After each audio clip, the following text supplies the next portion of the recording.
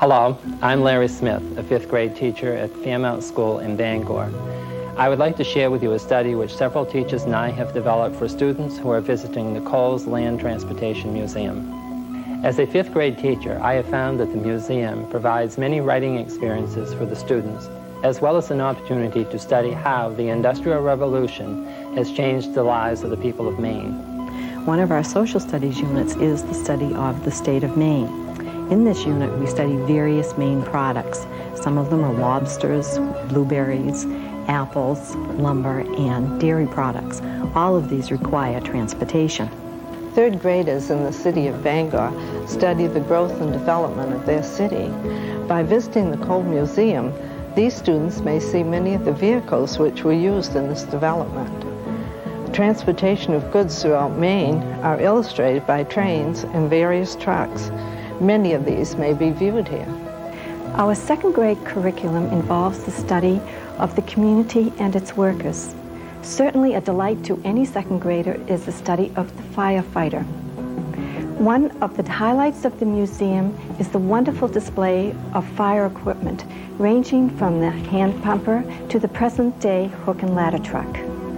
Also of interest to children living in this climate is the development of snow removal, starting with the very primitive horse-drawn methods and working its way up to the methods that are very effectively used today. I'm Vicki Levesque, and I teach gifted children at Fairmount School in Bangor, Maine.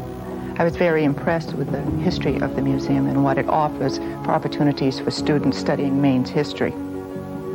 Today, education is concerned with technology. The museum offers opportunities of looking at land transportation in the past and the present, and looking at these patterns to develop ideas for the future.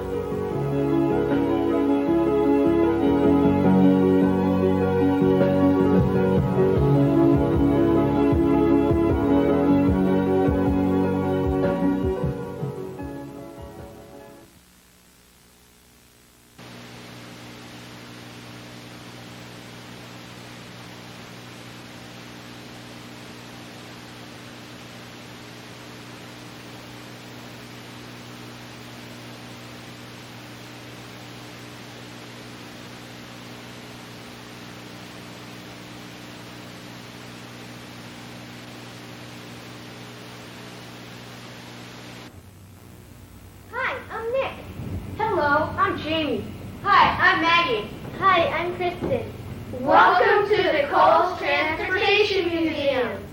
There are many great things at the Coles Land Transportation Museum, but one of my favorites are the fire engines. This is a 1907 horse-drawn steamer that was later converted to a more modern version with an engine. On the way to an emergency, they would throw on a lot of hot burning coal to try and build up the pressure to eject the water out fast enough to distinguish the fire. A lot of times, smoke and sparks would fly out of the smokestack, and on dry days, they would catch on leaves and things, and those fires had to be dealt with. This is a 1923 hook and ladder truck. One of the fascinating things about it is the life net. If a building was burning and people were trapped on the top floors, the firemen would gather around and hold the life net high above their heads. The person in the building would try to jump exactly in the center, and that would be how they were rescued. Another neat thing about these old fire trucks are the wooden ladders. Some were just the old kind, made of wood, but some were made and designed for a fireman to carry on his shoulder. They would close and open, and this made them much easier to carry instead of a big, bulky one. These are just a few of the many secrets at the Coles Land Transportation Museum. So why don't you come along and find some for yourself? You can't buy a car at theaters now, but you could buy a car like this for only $99.50. Sure, it doesn't look like a car. It looks more like a tractor, right? Well, it is. So you could change it from a tractor to a car. The Parker Coupe is the oldest car in the museum and was built in 1922. It sold for only $3,000, which was a lot back in the 1920s. The King Midget is my favorite car, built in 1964 by two World War II pilots. It was called the King of Sports Cars, which was how it got its name, the King Midget. This car is the newest car in the museum. It was built in 1979 and was driven by Governor Brennan when he was governor. It was one of the first diesel cars made by Oldsmobile. The Chrysler Imperial was built in 1972 and was driven by my grandfather, whose idea it was to build this great museum. Here are some articles used for winter fun. This bobsled was made in Bangor and mostly used on Cedar Street Hill. The kid at the back, when you were sliding down, would pull this rope and tell other kids that they were coming down like this. In fact, at sometimes, people even closed the roads for these children to slide on at night. This 1965 Model Husky is probably one of the first snowmobiles in Maine. It only has one cylinder and can only go up to 15 miles per hour.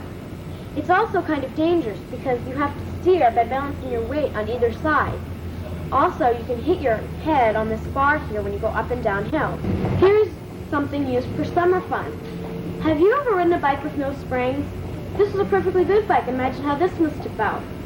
This is called the Bone Shaker. It's probably one of the first bicycles made in New England.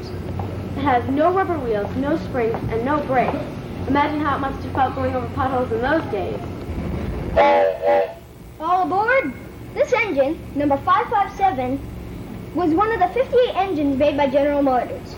Out of those 58, Bangor and Aroostook owned 18 of them. This is the 11th one of its make to go into a museum. It weighs 158 tons. It was so big that they had to build this whole building around the engine. This kind of engine is called a diesel-electric. This is a freight car. It was used to carry cargo and other equipment. This is the caboose. This is where the conductor stayed. It has lots of storage, a sink, and even a stove. There are 4 chairs where people could sit and look out to see if there was any trouble along the train, and 3 beds where people could sleep. Sometimes the trains could be more than a mile long. That's more than 100 cars, but sometimes it could be as many as 160 or 170 cars long. This is the Enfield station. Back when it was in use, it was the hangout place of the town. This is called a lawn.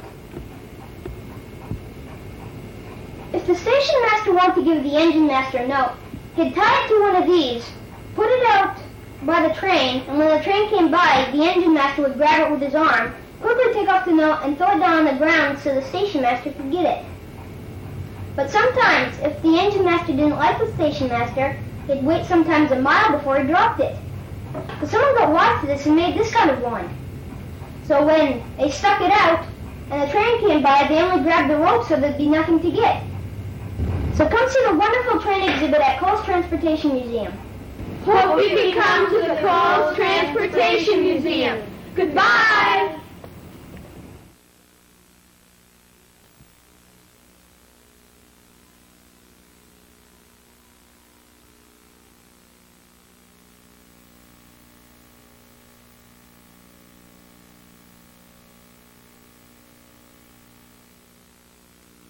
Hello, and welcome to the Galen Cole Family Land Transportation Museum. Let me give you a brief tour. You know, for many, many years, and still in parts of America today, people will gather in a particular building and wait for trains to arrive, either to greet folks or to board themselves. Well, in Bangor, that place was called Union Station. It was a beautiful building, but torn down in the 1960s. 2 things that remain out of that big building are the benches in this lobby. They could tell a lot of important stories if they could talk. At each end of the benches are 2 street lights that came from Central Street in Bangor. Particularly notable is that they came from the site where the Brady Gang was killed. For 100 years in Bangor, there was a large iron foundry called Union Iron Works. They made many things of iron, but one of the most interesting is this roller. Before Mainers plowed the snow, they rolled it to pack it. Sometimes as many as 8 horses were used to pull this big machine to pack the snow. Allie Cole was the first person to plow the roads from Lincoln to Holton, Maine in the 1930s. He did it before the state or the municipalities did it, and he used a Sargent plow. On this International snowplow is a Sargent plow. It says so. You could read it right off the plow if you could get in there. The next machine is a Lynn snowplow, built in 1935 by the Lynn Manufacturing Company in New York. The thing that is so terribly important about this machine is that Lynn worked for A.O. Lombard, and it was A.O. Lombard who invented the Lombard log hauler that had a bulldozer type of track to move it over the road. He is the patent owner of all those tracks that propelled this machine and others. When you think about it, you wouldn't have a tank, you wouldn't even have a snowmobile if it hadn't been for that tremendous invention by A.O. Lombard in Waterville, Maine. This machine is in excellent condition. It can propel itself today. This is the largest collection of snow removal equipment under one roof in America, at least that we know about. And all of those that you have seen so far remove a lot of snow but do it slowly. This 1940 Ford, owned by Louis Oakes of Greenville, removes a little snow but does it rapidly. This is a beautiful truck, and it is terribly important because of its dual-axle rear end. In other words, it has two sets of driving axles. This Mack fire truck is the first double-cab pumper in the state of Maine and remains so for a long time. It is a Mack, it is gorgeous, it is beautiful, and it has been just wonderfully preserved, and Presque Isle is very proud of it, and so are we. The jigger wagon that hosts the name of A.M. Peterson, a contractor for N.H. Bragg & Sons, is a very nice jigger cart. Its design has lowered the bed so that it is running about 1.5 feet from the floor. It is loaded not with potatoes, but with barrels and kegs that suggest the loads that N.H. Bragg would deliver to the various stores around Bangor. Mr. Peterson was a contractor for him, and he used a wagon very much like this. As you go by the large collection of carriages and sleds, you will notice that many of them are homemade devices. In days gone by, it was common to use one's skills to manufacture toys that could not otherwise be afforded. Some of these are working sleds. For example, the moose sled was used to haul groceries and other supplies from the town to a man's residence. Allie Cole, the founder of Cole's Express, was a great lover of horses, and many of Maine residents would have seen him riding on this saddle as captain of the mounted patrol of the Shrine in parades of all sorts. This 1923 Packard Roadster was owned by Hollis Wyman of Millbridge. This beautiful 1938 Lincoln is a V12 owned by Louis Oakes of Greenville and donated by Louis Hilton, also of Greenville. We have 3 wheelbarrows, all of the same basic design, but their wheels are interesting to look at. One of them, probably the oldest, is Hannibal Hamlin's wheelbarrow. We're confident about that. It has had some new parts added to it, but it was what he used probably during the time he was vice president under Abraham Lincoln. Certainly, this is a one-of-a-kind brake system that everyone can use to see how external brakes were applied, how hydraulic brakes were applied, and of course, the terribly important invention, the air brake, and how its system works even today. One can see on Cole Avenue a complete evolution history of freight distribution in America, starting with the horse and wagon, then going to Model Ts, then to larger and better Rio trucks. Rio was a good example with single tires on the rear, and then larger models with dual tires on the rear, and then straight trucks that became tractors pulling a homemade trailer, in this instance, in our museum. Then larger tractors pulling larger and larger trailers, and you can read about each one of them. You will end up with a unique tank trailer that was used to haul fuel to northern Maine and then haul potatoes back. When that was on the road, you would see a tractor, and then a tank, and then a trailer. The Enfield Station is next to it, a real live railroad station from Enfield, Maine, where Allie Cole, who started Cole's Express, took his first contract. He worked there, saved his money, and when there was a chance to bid on a contract, he did so, hauling mail from Enfield to Saponic Pond. And that began the hauling of freight by Cole's Express in 1917. Thank you for taking this brief tour with me. Now, here is the founder of this museum, Mr. Galen Cole. Thank you, Lowell, for that fine tour. What you have seen is just a taste of what's in store for you when you visit with us. You'll see more than 200 antique vehicles in the museum, each donated by a caring Mainer. In addition, we have more than 2,000 fascinating photographs depicting life in early Maine communities. So I do encourage you to join the tens of thousands of people who have visited our museum. They have come from every state in the USA, from throughout Canada, and numerous other countries. Because our museum is staffed with dozens of dedicated, capable volunteers, we are able to keep our admission price at a minimum. In fact, young people under the age of 19 are always free. We all are looking forward to your visit.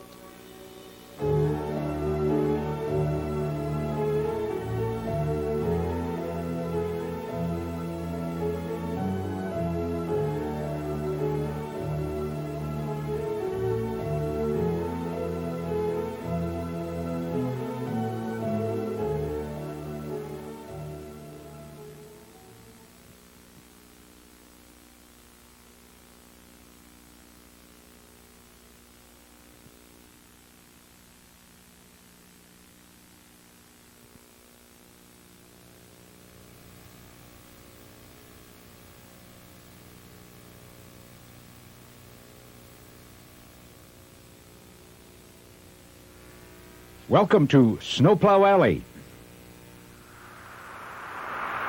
Winter in Maine. Long, cold winters and snow, lots of snow. Heavy, deep snow that brought moving about in vehicles to almost a complete standstill in many sections of rural Maine, especially in Aroostook County. For years, Mainers took care of snow the old-fashioned way, but moving snow by hand was hard and time-consuming. In the spirit of Yankee ingenuity, the Bangor-based Union Iron Works established a snowplow manufacturing plant in 1827. The owner was a man named Donald Sargent, and they used his last name as the brand name of their plows. Thus, Sargent Snowplows. Advertised as the world's largest producer of snow removal equipment, the company sold Sargent plows throughout New England and as far west as South Dakota for over 100 years. Today, you will see the largest display of snow removal equipment undercover and on public display in the USA, here at the Coal Land Transportation Museum. You will see many outstanding examples of snow removal and rolling equipment, like this one. This is a Sargent snow roller. Before many Mainers plowed snow, they rolled it to pack it down.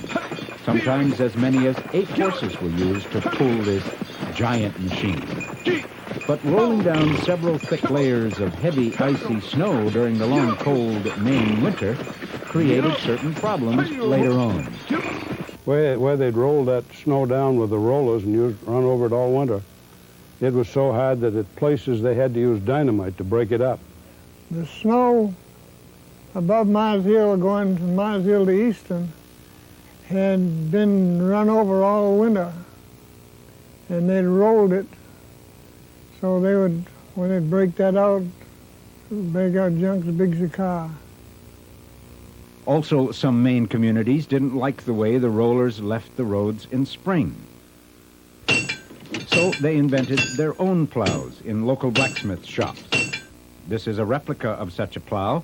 It's called a plane plow, so named because it resembles the tool that is used to smooth wood. It has 2 blades that are raised and lowered. This plow would remove snow from the roadway so it would not build up as it did with a roller.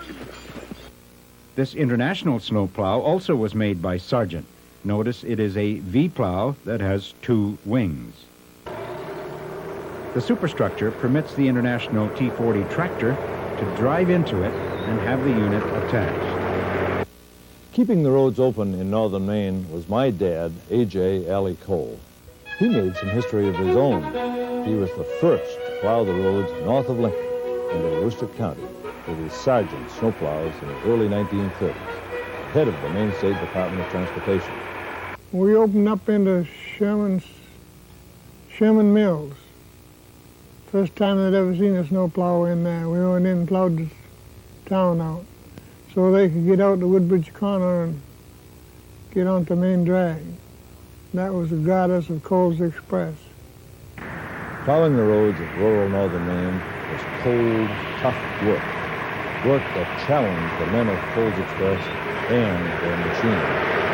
Oh, we were hung up about as much as we plowed, to tell you the truth about it. I mean, we were breaking axles, taking out low gears and rear ends and so forth. And but nevertheless, spring finally came, and we took the truck back across the road before the ice went out.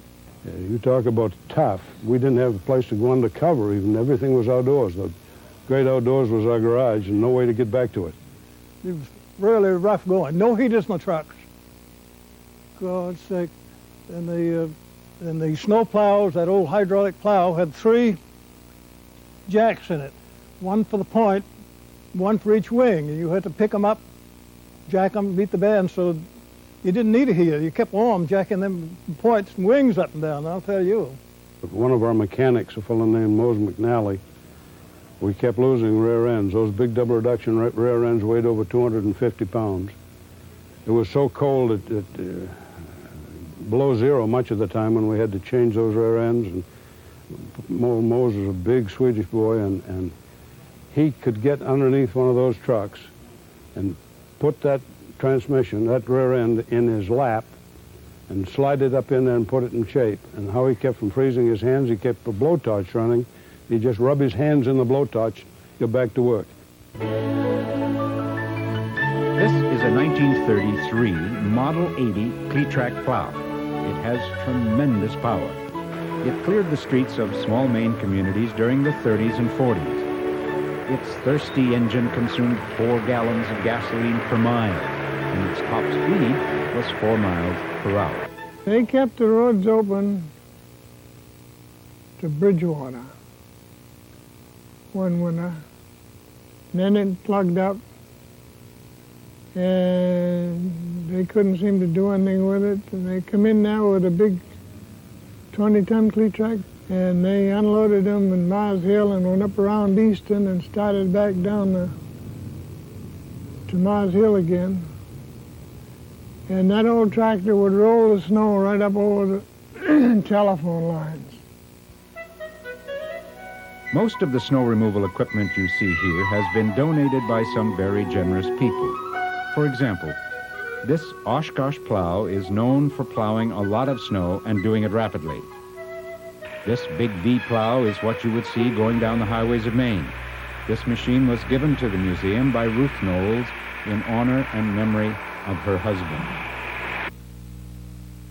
The equipment on display here is a cross-section of the interesting snow removal equipment used in Maine by pioneers to keep the roads open for use all winter from 1900 to the 1950s. Today, as you are able to cruise over Maine highways all winter long with hardly a hitch, we hope this display helps you to think what life in winter would be like without these inventions from Maine's innovative pioneers.